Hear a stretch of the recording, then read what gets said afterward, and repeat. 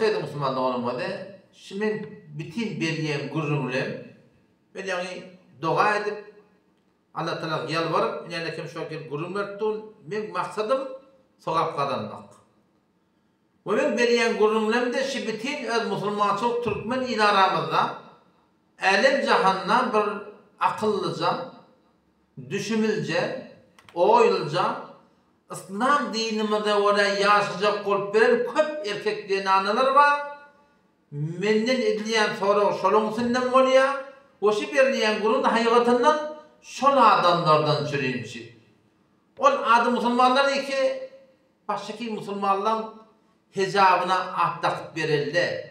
Sakkalına at takıp verirler. Şeriat boyunca toy tutanına ekerduğun car, kıcak tutar getirmeyenlerine at takıp verirler. Müslüman ayarlı oğlumun yüzünün örtününe at takıp verirler. Öyle de Müslüman o tarafta. At tak geldi Müslüman. Ellerine deskeç giyip, ellik giyip, şu suratına, mihmançılığına, toylarına ara perde çekip, mehrem namehrem rahat edecek olup verirlere meteri yoklar, gıycıt verip, izinden kepler, gurunduruduk veren Müslümanlar, onun hitabı kullin bildiğin cüdagane burada. Şeriat boyunca o adamlar ki öldürün Müslüman diyorlar. Müslümançılıkta da tam şu sokak deyip edip veren adamlara kep kaktırıp, gıycıt verip, yüzünden atılıp, son böyle şeyle utandırıp, yüzünü toldurup veren adamlara açık şeriatta olarak münafık diye bayılıyor. Münafık diyorlar kim? Müslüman men niye? Yöne Müslümançılığı maskaret diye. Müslümançılığı yaşap veren adamlara gıycıt veriyor, utandırıyor, irinden gurun falıyor.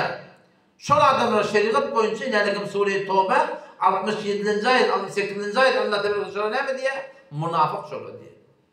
El-munafikûne vel-munafikat, erkek münafıklar, zinanı münafıklar, iki taraftan da var. Böyle ahdı Müslüman.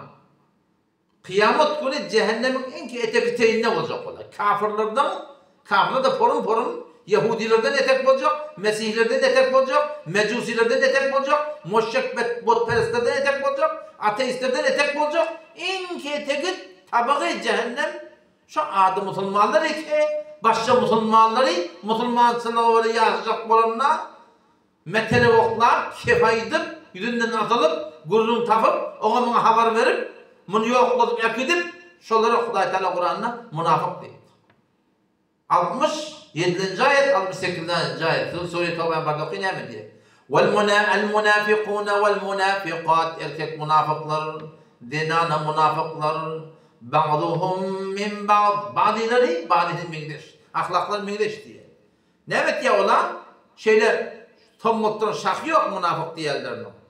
Aynısı diyalog gelip ben Müslüman diye yöne ahlaki, edebi, raftari, amali fark et diye. Ne demek ya Huday Teala etti orada? Ya'murûne bil munkar, teneke buyuruyorlar diye. O bir Müslüman mıdır? Günah edip gelip bir günahından peşiman, narahat. Yok onurun diye, ol için Müslüman. Huday Teala'nın yanına da imanlı adam. Günah edip peşiman olmakluk, günah edip ödünden narahat olmakluk, günah edip öd bolup versin kıyın olmakluk. Yok. Buna onurun diye Huday Teala. Ya'murûne bil munkar, terekene bir et diyorlar. Millete de teleken buyuruyorlar diye. Şeriata açık ters buyuruyorlar diye.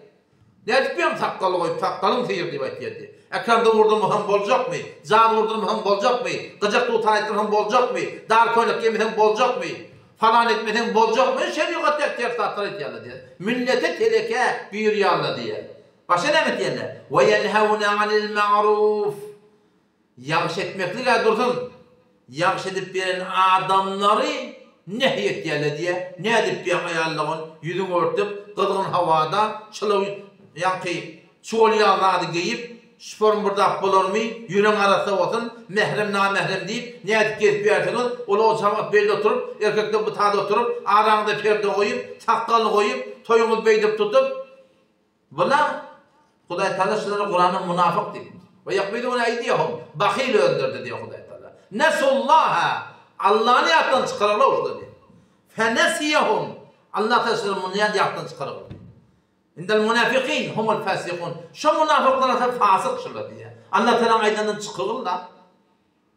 Yeti kıyametun ne minellekemun 68. Sure Tevbe'nin barda okuyun. Nara cehennem halidine fiha. Hemişeki cehennemde olacaklar deyip. Benim hitabımı gururun vermekliğimde ola dersin şu an yekeline gelip kep kaktırıp davet edip verirler de bağda köp Müslüman doğulun da şu an Müslüman soru yaşayacak kolup verirler yüzünden atılıp verirler de kendi olur. Açık ay değil, yeti kıyamet notada sırat köprüden geçmeli olanlar Sure-i Hadid'in 27. paragrafındadır. Sure-i Hadid'de barda okuy, 13. ayette 15. ayette söyleyeyim. Erti, şahadı Müslümanlar sırat köprüden geçmeli olanlarına küllen geçip başaracak gelir. Cehenneme düşecekler. O şeduratını açık ayet yaştan anlatılar. Yunadunahum. Heka adı Müslümanları ki Müslümanların attak yallamıştık da Müslümanları yaşayacak olanlar şonuna sırat köprüden geçip bilmeyen nurlar. Kapkaranlık nurları yok. Elemnekum ma'akum diye ayet biz siz bilmedik mi? O bakayım ki sen doğun nedin mi? Sen kardeş dedin mi? Sen tayfadaş dedin mi? Sen şehirdaş dedin mi? Sen falan dedin mi? Kalu bela. Hep Hudaya oraya olacak bir Müslümanlar var. Günah etti de günahını peşiman. Hata etti de tövbe edip başına gay. Hava kalu bela. Hava. Siz birbirlerinin yani velakinnekum fetentum enfusakum ve terabbestum ve ertabtum ve garretkumul emani diye.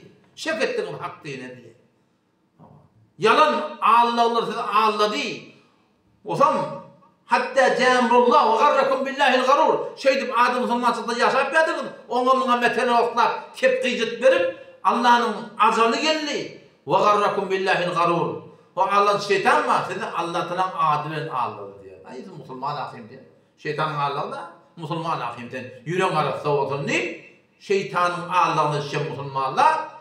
Yakti kıyamet günü gördün.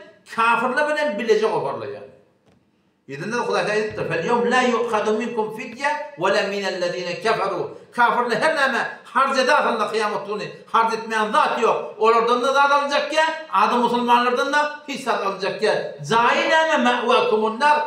Orada aptırın oda girmeli. Hiye mevlakum ve bi'sel masir. Şu forum bir yerde. Çok kolayalım. Yani bizim tarafı tamam olu diye da şu bazı Türkmençilikte din neme, diyanet neme, adı Müslüman.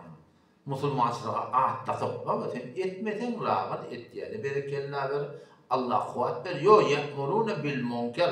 Şeriata ters yürüp önüne kim mukadiye. O darat çukura giyilendi belli olur neme.